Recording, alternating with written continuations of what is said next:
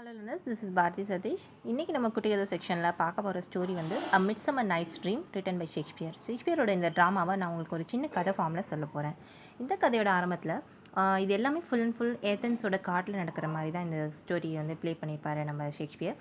ஏத்தன்ஸோட Duke ஒரு குறுநில மன்னர் யார் அப்படின்னா தீசியஸ் வந்து குவீன் ஆஃப் அமேசானை வந்து போர் புரிஞ்சு ஜெயிச்சிருவார். ஸோ அவங்க 2 பேருக்கும் கல்யாண ஏற்பாடுகள் நடந்துகிட்ருக்கும். இதுக்கு இடையில் அந்த ஏதென்ஸ் நாட்டை சேர்ந்த ஒரு அரசவை சேர்ந்தவர் தான் வந்து ஈகனோட பொண்ணு யார் அப்படின்னாக்கா ஹெர்மியா என்ன பண்ணுவாள், அவள் லிசாண்டருங்கிற ஒரு அதே ஏதென்ஸ் நாட்டை சேர்ந்தவனை வந்து லவ் பண்ணுவாள். பட் ஆனால் ஈகன் வந்து டிமிட்ரியஸுங்கிறவனுக்கு தான் தன் பொண்ணை கல்யாணம் பண்ணி கொடுக்கணும் அப்படின்னு சொல்லி பிளான் பண்ணியிருப்பாரு. டிமிட்ரியஸ்க்கும் ஹெர்மியா மேலே ஒரு லவ் இருக்கும்.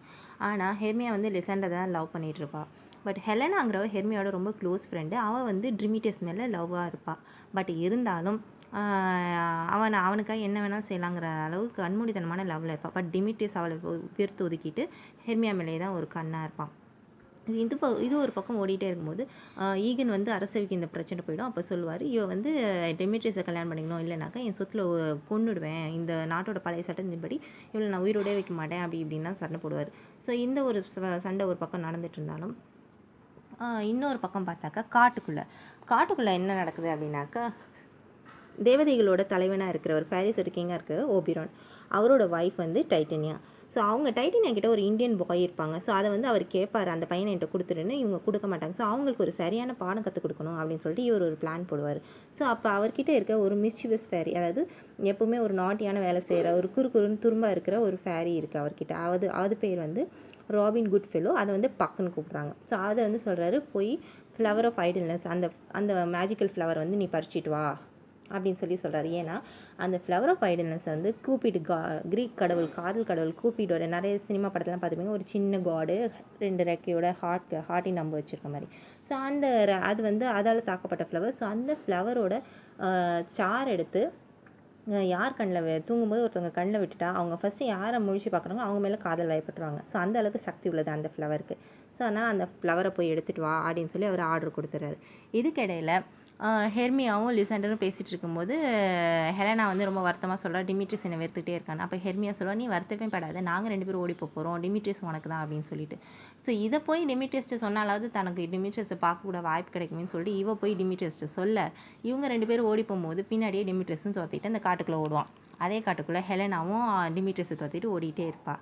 இந்த காட்சியை பார்த்துட்ருக்கிறாரு நம்ம ஓபிரான் என்ன நினச்சிக்கிறாரு, ஸோ இந்த ஆண்மகன் வந்து அந்த பெண் மேலேருந்து இப்படி வெறுக்கிறானே, ஸோ இவங்க காதலை எப்படியாவது சேர்த்து வைப்போம் அப்படின்னு சொல்லிட்டு பக்குக்கிட்ட சொல்கிறாரு. உள்ளே வந்து ஒரு பையனும் பொண்ணும் ஓடிட்டுருக்காங்க. அந்த பையனோட கண்ணில் இதை வச்சுட்டு அந்த பொண்ணை வந்து காதல் பண்ணுற மாதிரி மாற்றிடுன்னு சொல்லுவார். ஆனால் நம்ம பக்கம் என்ன பண்ணுவான், எப்பவும் போல் தலைகீழ் வேலை செய்யணும்னு சொல்லிட்டு லிசாண்டர் கண்ணில் போய் வச்சுருவான். அந்த பக்கத்துலேருந்து டிமிட்ரியஸ் ஓடிக்கிட்டே இருப்பான் காட்டில், நீ என்கிட்ட வராத, எனக்கு ஒன்று பிடிக்கலன்னு சொல்லிட்டு இவ தடுக்கி லிசாண்டர் மேலே விழுந்துருவா, தூங்கிட்டு இருக்க லிசாண்டர் மேலே.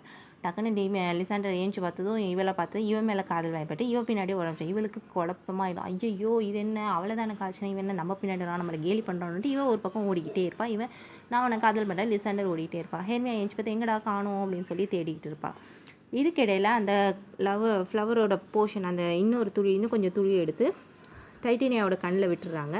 டைட்டனியாவும் தூங்கினதுக்கப்புறம் அந்த இந்தியன் பாயை எடுத்துக்கிறாரு ஓபிரான். அது மட்டும் இல்லாமல் அந்த காட்டுக்குள்ளே அந்த குறுநில மன்னனோட கல்யாணத்துக்கு நாடகம் போடலான்னு சொல்லிட்டு அங்கே இருக்க குரூப் பேசிக்கிறாங்க. அந்த அதாவது ரிவல்ட்ரி, அந்த கலை நிகழ்ச்சி நடத்த குரூப் பேசிக்கிறாங்க. அதுக்கு ஹெட் யார் அப்படின்னா ஃபிலோஸ்ட்ரேட்டு.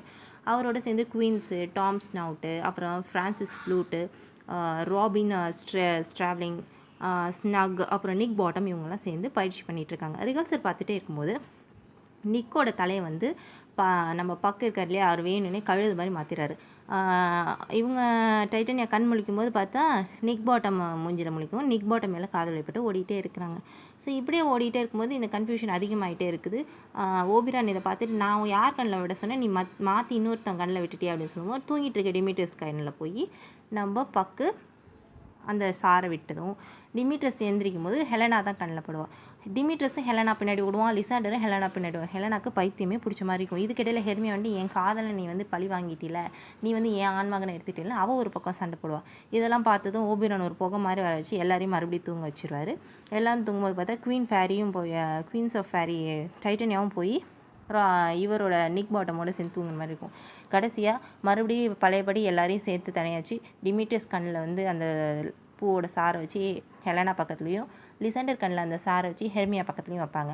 2 பேர் கண்ணு முழிச்சு பார்த்தாங்க, கரெக்டாக அவங்கவுங்கள அவரோட சேர்ந்துருவாங்க. இந்த சமயத்தில் காட்டுக்கு வேட்டைக்கு வராங்க தீசியஸும் ஹிப்போலிட்டாவும். இந்த 2 லவரையும் பார்த்து டிமிட்ரியஸ் சொல்லுவாங்க, நான் ஹெலனாவை தான் லவ் பண்ணேன், நான் அவளே கல்யாணம் பண்ணிக்கிறேன். ஹெர்மியா வந்து லிசண்டர் கல்யாணம் பண்ணிக்க சொல்லுவோம். எல்லாம் சமாதானம், சரி 3 கல்யாணம் பண்ணலான்னு சொல்லி பேசிக்கிறாங்க. ஸோ இப்படி பேசிகிட்டே இருக்கும்போது இந்த இப்போ நாடகத்துக்கு ஒத்திகை பார்த்தவங்க சொல்கிறாங்க, இவனோட தலையும் மாற்றி வச்சுருவான் பார்க்க. அதுக்கப்புறம் ராணிக்கு இது இந்த அளவுக்கு தண்டனை கொடுத்தது போதும் அப்படின்னு சொல்லி ஓபிரானும் ராணியை பழைய நிலைமைக்கு கொண்டாந்துடுறாரு. அப்புறம் நிக்கு திருப்பி அந்த காட்டில் வழிமாறி போன பாதையிலேருந்து திரும்பி வந்துடுவான். இதுக்கப்புறம் இந்த குரூப் சேர்ந்து ராஜா கிட்ட சொல்லுவாங்க, உங்கள் கல்யாணத்துக்கு நாங்கள் ஒரு நாடகம் போடுறோம். சரின்னு சொல்லிட்டு அவரும் அனுமதி கொடுத்துருவாரு. அந்த நாடகத்தில் தான் வந்து அந்த கல்யாணத்துக்காக தான் வந்து அவங்க பைராமஸ் தீபிஸ்னு ஒரு நாடகம் போடுவாங்க. அதில் என்ன அப்படின்னாக்க 2 காதலர்கள் இருப்பாங்க. அதாவது பைராமஸ் அண்ட் தீபிஸ் ஒரு செவுத்தில் இருக்க அந்த சின்ன ஓட்ட வழியாக தான் பேசிக்கிட்டே இருப்பாங்க. ஒரு நாள் பெரிய சிங்கத்தோட சத்தம் கேட்கும். அந்த சிங்கத்தோட சத்தத்தை கேட்டு இந்த பெண் வந்து கத்துற மாதிரி இருக்கும். ஐயோன்னு பதட்டப்படுற காதலன் செவுத்துக்கு அந்தாண்ட போய் பார்க்கும்போது அவளோட கிழிஞ்ச துணி தான் கிடக்கும், ரத்தமாக இருக்கும். ஸோ அவள் செத்துட்டான்னு வச்சு இவன் கத்தியால் குத்திட்டு இறந்து போயிடுவான். ஆனால் காதலி இங்கேருந்து தப்பிச்சு தான் போயிருப்பான். கடைசியில் அவள் காதலன் செத்து பார்த்தா அவளும் செத்து போயிடுவாள். இவங்க 2 பேர் இறந்ததுக்கப்புறம் அந்த 2 காட்டுக்கு இடையில இருந்த அந்த செவரையே எடுத்துருவாங்க. இதுதான் அந்த காதல் கதை. அந்த காதல் கதையில் ப்ரோலாக் படிக்கிறது அந்த குயின்ஸுங்கிறவன். அதில் வந்து பைராமஸோட அப்பாவாக இருக்கிறது யார் அப்படின்னாக்கா தாமஸ் நவுட் இருப்பார். அதே மாதிரி திப்ஸுங்கிறவ தான் ஹீரோயின். அவளை திப்ஸுங்க ஃப்ரான்சிஸ் ஃப்ளூட்டுக்கு இனிமையான குரல் இருக்கனால திப்ஸ் அவள் தான் நடிப்பாள். அவளோட அம்மாவை நடிக்கிறது ராபின் ஸ்டாவில் நடிப்பார். இதில் அந்த லயனாக நடிக்கிறது யாருன்னா ஸ்னக் தான். நிக் பாட்டம் தான் வந்து பைராமஸ் தான் நடிப்பார். ஸோ சந்தோஷமாக இந்த நாடகம் முடியுது.